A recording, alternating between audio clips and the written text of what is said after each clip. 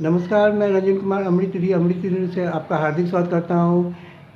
23 जनवरी को नेताजी सुभाष चंद्र बोस की जयंती मनाई जा रही है। दुनिया भर में लोग मनाएंगे, लेकिन ऐसा लगता है कि हमारे जो बच्चे हैं, विशेष रूप से भारत के, वो लगता है कि नेताजी सुभाष चंद्र बोस के आदर्श को भूल चुके हैं और जो उनका जो सपना था, कैसा भारत हो,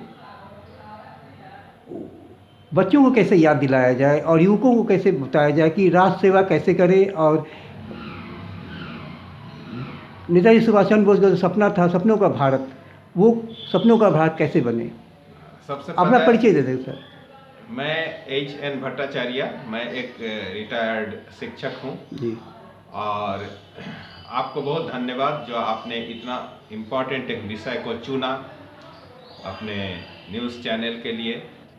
नेताजी सुभाष चंद्र बोस का जन्मदिन, भारत को आज़ादी दिलाने वाला वही थे। इसको ब्रिटिश प्राइम मिनिस्टर, तत्कालीन ब्रिटिश प्राइम मिनिस्टर क्लीमेंट एटली से लेकर के और बड़े बड़े जो ऑफिसर्स उस समय के थे और मिलिट्री ऑफिसर्स, हाईएस्ट रैंक के ब्रिटिश जो मिलिट्री ऑफिसर्स लोग थे, वो सब इस बात को स्वीकार करके गए हैं कि उन लोगों ने जो भारत को छोड़ा वो आज़ाद हिंद फौज और उसके समर्थन में आए हुए जो भारतीय आर्मी, ब्रिटिश इंडियन आर्मी, जो खुल करके आज़ाद हिंद फौज के समर्थन में आ गई थी, उसके चलते अंग्रेजों ने भारत छोड़ा। ये तो बहुत लंबी कहानी है कि वो तो इतिहास में भी लिखा हुआ है कि जब Indian national army, Azad Hind फौज के तीनों सेनानायक जो थे, शाहनवाज खान, सहगल और एक और जो थे, वो तीनों का जो कोर्ट मार्शल चल रहा था लाल किले में, तो उस समय सहगल, धिल्लन और शाहनवाज खान, तीनों का जब कोर्ट मार्शल चल रहा था, उस समय इंडियन नेवी रिवॉल्ट कर गया था। इंडियन एयरफोर्स में बहुत बड़ी असंतोष थी, उन लोग भी नेवी के सपोर्ट में आ गया था और इंडियन आर्मी में वो तो खुल करके समर्थन में आ गया था। बहुत जगह पर उन लोगों का नारा ही था कि हम लोग आज़ाद हिंद फौज में का समर्थन करते हैं।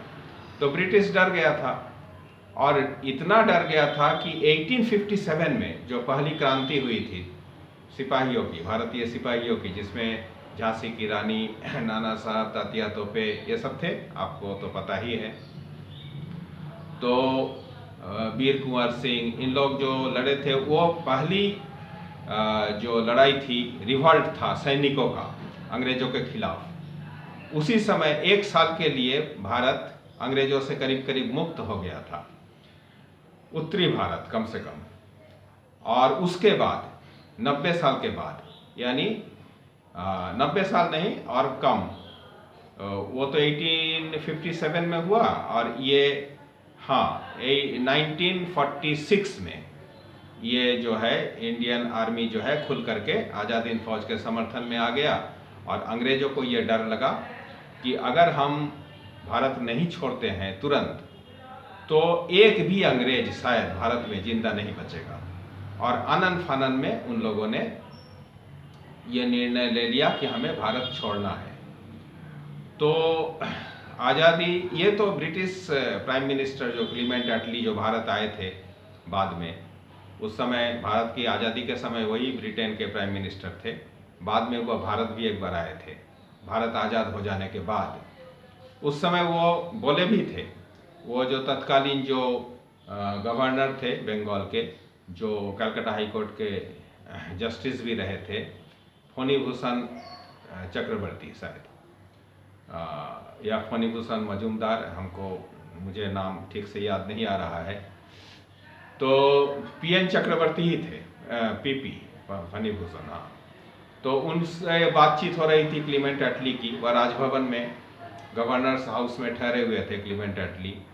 तो उनसे जब पूछा गया इन्हीं के द्वारा कि आप लोगों ने सेकेंड वर्ल्ड वॉर तो जीत लिया था और भारत छोड़ो आंदोलन तो बहुत पहले ही वो 1942 में ही कुचल दिया गया था।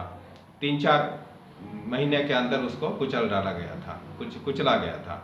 अब उसका कोई नामो निशाना भारत में नहीं था उस आंदोलन का। और कांग्रेस के नेता सब उस समय पैसिव, निष्क्रिय होकर के बैठे हुए थे, और आप लोग सेकेंड वर्ल्ड वॉर भी जीत गए थे, तो तुरंत आप लोगों ने भारत को क्यों छोड़ने का निश्चय किया।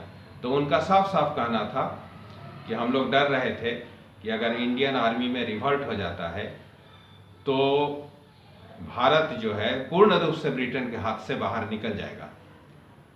तो इसीलिए उन लोगों ने ऐसा चाल चला कि डोमिनियन स्टेटस दे करके, डोमिनियन स्टेटस का मतलब होता है कि ब्रिटिश साम्राज्य के अंदर रह करके भारत अपना शासन चलाएगा, उसको कहते हैं डोमिनियन स्टेटस। वो फुल इंडिपेंडेंस नहीं होता है। कोई भी पॉलिटिकल साइंस के विद्यार्थी से आप पूछिए या जो जानकार लोग हैं उनसे पूछिए, तो उस समय सभी न्यूज़पेपर्स में बड़े बड़े अक्षरों में हेडलाइन छपा था कि भारत को डोमिनियन स्टेटस दिया गया है, 2 डोमिनियन क्रिएट किया गया है, एक भारत और एक पाकिस्तान।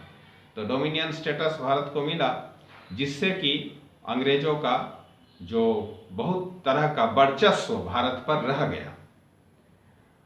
लेकिन अगर वो रिवॉल्ट हो जाता उस समय अंग्रेजों के खिलाफ भारतीय सिपाहियों का, जैसा कि नेताजी सुभाष चंद्र बोस का प्लानिंग था, तो भारत सॉवरेन नेशन बनता, उसी समय बन जाता।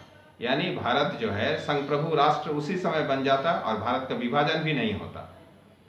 ये तो अंग्रेजों का किया हुआ एक चाल था कि भारत को कमज़ोर करके जाओ और हिंदू मुसलमानों को आपस में लड़ा करके जाओ। तो इसीलिए उन लोगों ने पाकिस्तान क्रिएट किया, और किसके सहायता से किया, तो कुछ कट्टरपंथी लोगों की सहायता से उन लोग इस तरह से किया। लेकिन अगर उसी समय अगर ऐसा हो जाता कि इंडियन आर्मी रिवॉल्ट कर जाता अंग्रेजों के खिलाफ, तो अंग्रेजों का ये चाल सफल नहीं होता। खैर, दुर्भाग्य से नेताजी सुभाष चंद्र बोस उस समय भारत में लौट नहीं पाए कुछ परिस्थितियों के कारण, और वो रसिया में चले गए थे। अब तो सारा डॉक्यूमेंट्स बाहर निकल आया है। तो वहाँ पर जाकर के, मॉस्को में जाकर के भी उन्होंने एक आज़ाद हिंद सेना का निर्माण वो उन्होंने किया था, और कि वो अगर अंग्रेज भारत नहीं छोड़ता है तो दोबारा वो कश्मीर के रास्ते से भारत पर अटैक करेंगे।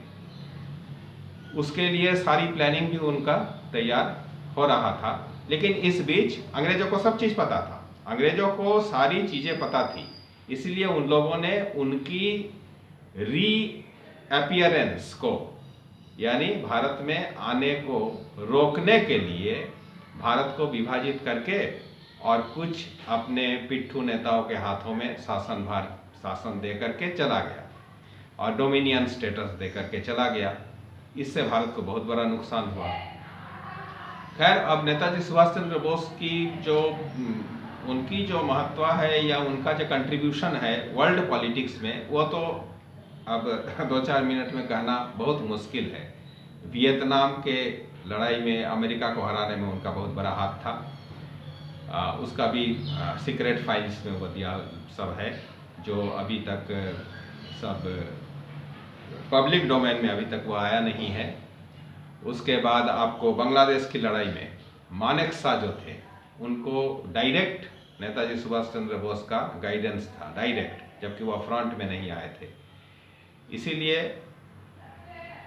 बांग्लादेश लड़ाई की जितनी भी फाइल्स थी, वो सारे फाइल्स को कलकत्ता में जो फोर्ट विलियम है गैरिसन मिलिट्री का, उसमें जला दिया गया था।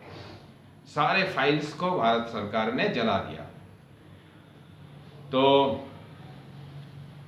इस तरह से बहुत बड़ा रोल उनका रहा है। खैर, तो भारत की स्वतंत्रता के जनक अगर कोई हैं तो नेताजी सुभाष चंद्र बोस ही हैं, और उनका जन्मदिन पर उनको श्रद्धांजलि देने का सबसे अच्छा तरीका यह है कि हम लोग देश प्रेमी बने, देशभक्त बने,